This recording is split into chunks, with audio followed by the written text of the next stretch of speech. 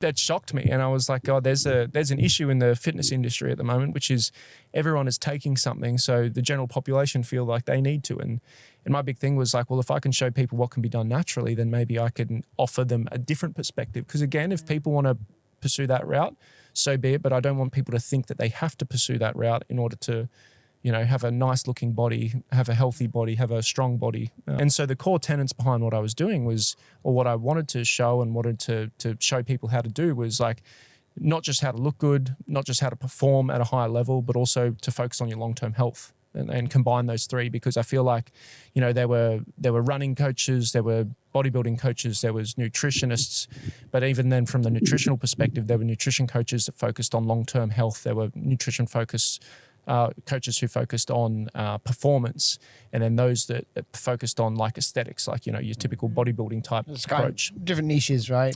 But there wasn't really any that blended all of it together, because the big thing was like, well, something's got to give. You can't necessarily do it all. And my whole approach was like, growing up, moving around all the time in the military, you had to be very versatile.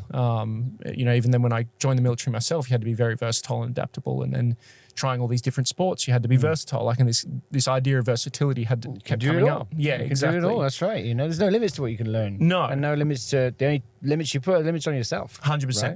Right? And the whole point behind what I was trying to do was to, I guess, approach it then from quite a broad perspective. And people are like, well, what's your niche? And because you need to have a niche in this space. And I said, well, I guess my niche is versatility.